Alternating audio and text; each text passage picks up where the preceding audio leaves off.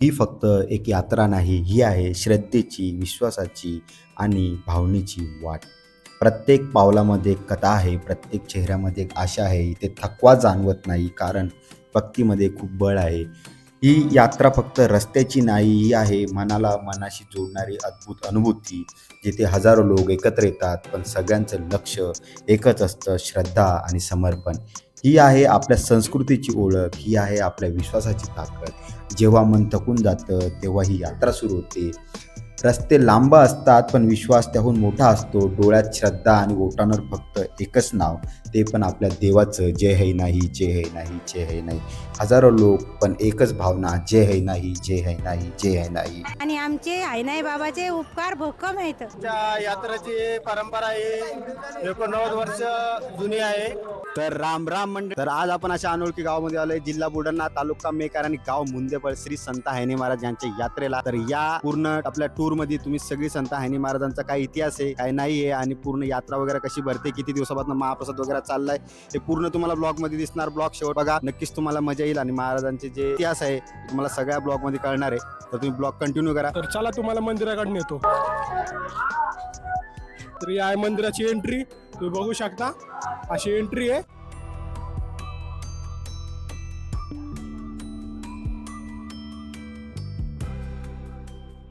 महाराज श्री संत हैने महाराज या ठिकाणचे, तर त्यांच्याशी आपण बोलून थोडं जाणून घेऊया महाराजांचा काय इतिहास, काय त्यांचे चमत्कार वगैरे आहेत ते, तर ते सांगतील. नमस्कार, मी हैने महाराजांचा एक साधा भोळा भक्त आहे. हैने महाराज हे आमच्या गावचं ग्रामदैवत, पण ग्रामदैवत असून या ठिकाणी दरवर्षी चैत्र शुद्ध द्वादशीला खूप मोठा भंडारा होतो आणि भंडाऱ्यामध्ये भरपूर असे आजूबाजूची मंडळी येते आणि मंडळी आल्यानंतर आपापल्या परीनं जे कामं सुचतात ते सर्वजण कामं करतात.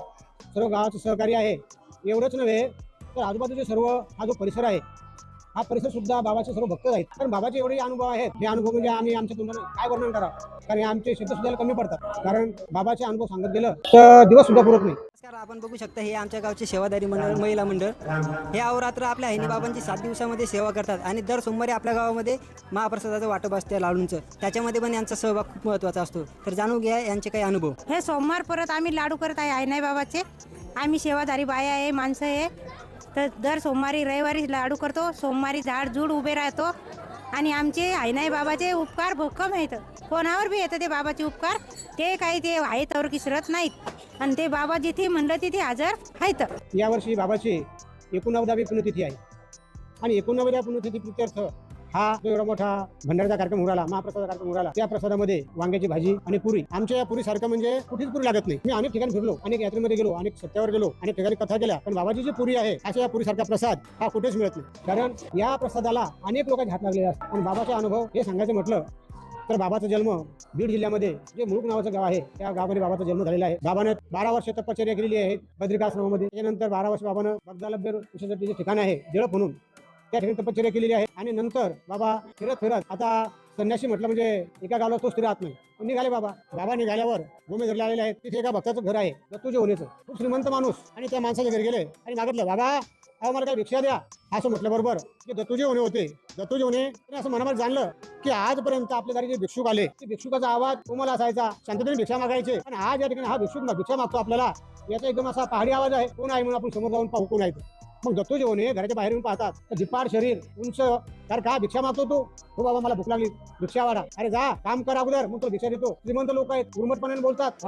बाबा बोला रे बाबा काय काम करू सांगा. त्यावेळेस दत्तूजी होणे म्हणतात, माझ्या गोठ्यामध्ये गाई आहेत म्हणे, त्या गायला चारा आण, वैरण आण. बाबा तसेच निघाले, जंगलामध्ये गेले. आणि जंगलामध्ये गेल्यानंतर खूप मोठा गाडीभर भारा घेतला, तो बांधला गवताने आणि डोक्यावर घेतला. आणि चालत असताना तो भारा डोक्यावर असा 4 बोटा अंतर राहिला. बाबाचं सामर्थ्य होतं. बाबाने तो भारा आणला. काही गावातल्या मुलांना पाहिलं ते की कोणीतरी वेडा पुरुष आहे आणि हा गवताचा भारा डोक्यावर आणला. कोण आहे दिसत नव्हतं. पण असे मुलं वाकून पाहू लागलेले. आणि वाकून पाहत असताना त्या ठिकाणी मग काय झालं, तो भारा असा 4 बोटा अंतर होता डोक्याच्या. तो भारा आणला.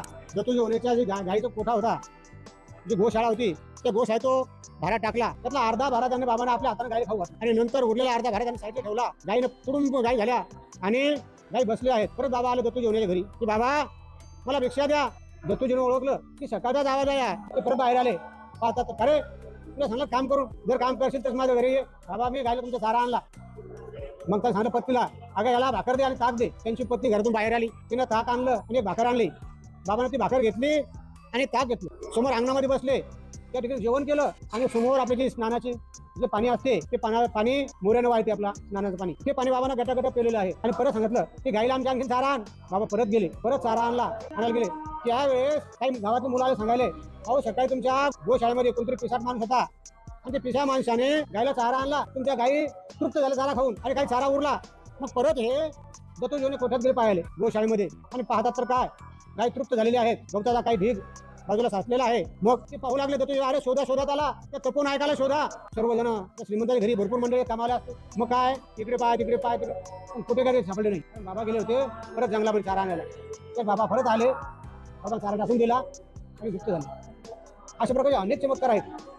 तर असेच अनेक चमत्कार आपण भक्तांकडून जाणून घेऊया. बघू शकता हे आमचे बोलू दादा हे यात्रेमध्ये दरवर्षी यांची सेवा देत असतात. त्यांचे अनुभव काय आहेत? नमस्कार, माझं नाव नितेश चांदरे आहे. मी मुंदबळ्या गावचा रहिवासी आहे आणि आमची यात्रा जवळपास 90 वर्ष झाले चालू आहे. परंपरा त्या यात्रेची परंपरा ही 89 वर्ष जुनी आहे. या यात्रेसाठी गावकरी मंडळी देशात राज्यात कोणत्याही ठिकाणी कामाला जरी असले तरी यात्रेनिमित्त त्यांना गावाची ओढी लागलेली असते. ते ही आमची 2 दिवस यात्रा असते. त्या 2 दिवसासाठी कुठे जरी कामाला असले तरी रजा टाकून ते मुंदेफळ गावामध्ये येतात. सर्व बाहेर गावी गेलेल्या आमच्या गावातील मंडळी सर्व एकत्र येतात आणि यात्रा महोत्सव आमचा चांगल्या प्रकारे साजरा होतो. आमच्या यात्रेचे वैशिष्ट्य असं आहे की आम्ही जवळपास 65 पोत्याचा भंडारा गहू दळतो, त्याचा पुरी आणि भाजीचा प्रसाद वाटप करत असतो. तुम्हाला बाबांचे काही अनुभव आलेले आहेत का? बाबांचे अनुभव खूप सारे असे अनुभव आहेत. जसं की या पोथीमध्ये सांगितलेलं आहे बाबांच्या की जेव्हा ते मुळुकवाडीवरून इकडं प्रवास करून आले मुंदेफळ या नगरीमध्ये, तेव्हा उंदरी या गावामध्ये एक हलवाईचं दुकान होतं. तर त्या हलवाईच्या दुकानामध्ये त्यांनी लाडू मागितले, तर त्या दुकानदाराने त्यांना लाडू दिले नाहीत. त्यांनी त्यांना हिनवण्यासाठी तो उकळता पाक त्यांच्या हातावर टाकला आणि महाराजांनी तो पाक उंजळीत घेऊन पिला. असे चमत्कार बाबाचे. उकळता पाक त्यांच्या हातावर पडला तरी सुद्धा त्याच्या हाताला काहीच झालं नाही. आणि लहान मुलं खेळत होते, त्यांना पेढे खायचे होते, ते पेढे मागितले, त्याच्या दुकानदारांनी ते पेढे पण दिले नाहीत. तर त्यांनी दगड जमा केले आणि त्या मुलाच्या हातावर ठेवल्यानंतर त्याचे पेढे बनायचे. माझे स्वतःचे अनुभव सांगायचे म्हटलं, 1 मार्चला मी पारसला गेलो होतो. पारसून परत येत असताना बाळापूरमध्ये आलो आणि बाळापूरहून एसटी आली. माझ्यावर मोटरसायकल होती, मी मोटरसायकल उभी केली एसटी आली म्हणून. माझ्या पाठीमागं काही मिनिट उभी होती गाड्या घेऊन. तसं मागून 22 चाकाचा गाडी आली मोठी, ते टेलर म्हणतात, टेलर मोठे. त्या गाडीमध्ये धडकलो. त्या गाडीने धडकल्यावर तुम्हाला समोर मागच्या माणसाने पाहिलं की हा माणूस गेला, पण मला त्या ठिकाणी काहीच लागलं नाही. माझी गाडी समोरून फुटली आणि पाठीमागून फुटली. पुढे जाऊन गेली. अक्षरशः बाबांनी मला कसं वाचवलं हेच मला कळत नाही. चमत्कार आहे. माझ्यावर काहीतरी खूप मोठं संकट येणार होतं माझ्यावर, पण बाबांनी त्या अगोदर संकट टाळलं. त्यामुळे आम्ही, माझी आई, माझे वडील, माझी मुलं आणि मी सुद्धा, माझी पत्नी सुद्धा, आम्ही बाबाला कधी सोडत नाही. बाबाचे अनेक चमत्कार आहेत.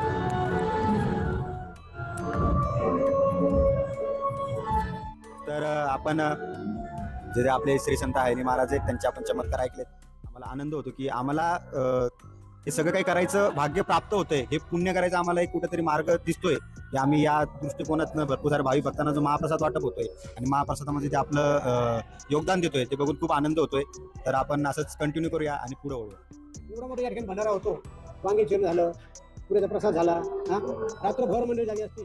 तर भावांनो, तुम्ही आता जसं की बघितलं इथं आता वांगी चिरायचा कार्यक्रम चालू आहे. आता रात्रभर हा प्रसादाचा कार्यक्रम चालू राहणार नाही का मित्रांनो? आता तुम्ही काय करणार? तुम्ही जेवले का? तुम्ही जेवले? आम्ही जेवलो नाही. काय जेवले? नाही. हे पण पोरं जेवले नाहीत, कामच करतात अजून.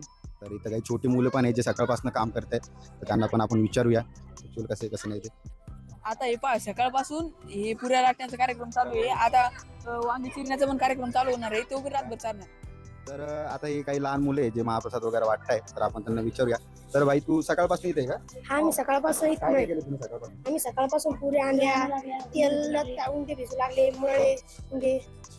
तर तुम्ही बघू शकता की मुलांचं जे डेडिकेशन आहे, मुलांचं डेडिकेशन किती महत्त्वाचं आहे नाही का? सगळी मुलं बघा किती इथं मेहनत करतायत सकाळपासून, ते थकलेले पण नाही बोलतायत सध्या. तर खरंच खूपच छान वाटते त्यांना पण बघून आपल्याला. तर आपलं जे हे महाराजांचा प्रसाद बनवताना तुम्हाला कुठले अनुभव आले याच्यामध्ये, तुम्ही शेअर करू शकता? हा, नक्कीच.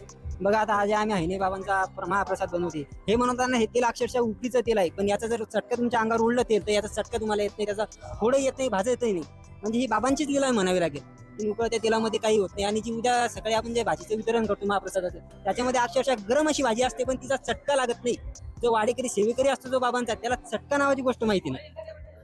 तर जसं की तुम्ही ऐकलंय की आपण जो महाराजांचा प्रसाद बनवतो त्याचं कुठल्याही प्रकारची तुम्हाला हानी होत नाही. अक्षरशः जर का तुमच्या हातावरती तेल जरी पडलं किंवा काही तुम्हाला कुठल्याही प्रकारची इजा होत नाही, तर सगळ्या लोकांचं तसं सांगणे, सगळ्या लोकांचं तसं बोलणे, तर खरंच देवाची कृपा ही खूप अप्रतिम असते. देवाची लीला तुम्ही बघसाल की आपण सगळीकडे बघतोय की सगळं आपण बघितलं की आपली श्री संत गजानन महाराज आहेत शेगावचे, तसेच आपले श्री संत हैनी महाराज आहेत आपल्या मुंदेफळचे. तर तुम्ही नक्की या भागामध्ये आले की नक्की मंदिराला भेट द्या. जागृत देवस्थान आहे आपलं. कढीमध्ये जी पुरी दिसते ती तेलामध्ये उकळत आहे आणि आपण तिला हात जर लावला यात्रेच्या दिवशी तर तो आपला हातही भाजत नाही. ही आहे आपल्या देवाची लीला.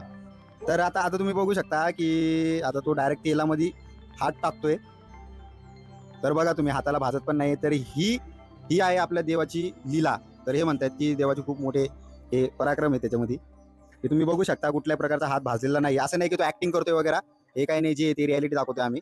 तर मी असं ऐकलंय की एकदम मी तर याच गावचा आहे आणि मला सगळ्या गोष्टी माहिती, पण मी तुम्हाला विचारू इच्छितो की पूर्वीच्या महाप्रसादामध्ये आणि आत्ताच्या महाप्रसादामध्ये काय फरक राहिलाय, म्हणजे नाही का, म्हणजे पूर्वी मी ऐकलंय शेतामध्ये बसून महाप्रसाद द्यायचे किंवा आता कसं देते. पूर्वमध्ये कसं व्हायचं माहिती का, हे जे बॅक साईडला दिसते, बॅक साईडला तिथं पांढऱ्या वगैरे होत्या, तिथे आपलं जे शेत होतं ना, तर शेत नागाटी वगैरे करून त्याचं रोटर वगैरे करून पूर्ण जे पण पब्लिक येईल ते ॲट वन टाइम समजा बसवून त्यांना एक टाइम मध्येच आपण प्रसाद द्यायचा हे प्रयत्न करायचो. म्हणजे 20-25 मिनिटांमध्येच आपण त्यांना पूर्ण प्रसाद डिस्ट्रीब्यूट करायचो. आता कसं झालंय, पहिल्यासारखं नाही राहिलेलं. आता आपण काय करतो, 1 ते 5 मध्ये आपला जो बारापद्धतीचा प्रसाद आहे तो आहे कोविडपासून, म्हणजे 2021 पासून. तर तसं तुम्ही ऐकले की पूर्वीच्या जेव्हा म्हणजे कोरोनाच्या आधी महाप्रसाद हा आपला पंगत पद्धतीने बसायचा. पूर्ण पाठीमागे शेत आहे, त्या शेतामध्ये पूर्ण लोक बसायचे आणि अक्षरशः अर्ध्या घंट्यामध्ये त्यांना पूर्ण प्रसाद वाटप करण्यात यायचा. पण आता थोडी सिस्टीम बदलली आहे. आता हा बारी पद्धतीने होतो प्रसाद.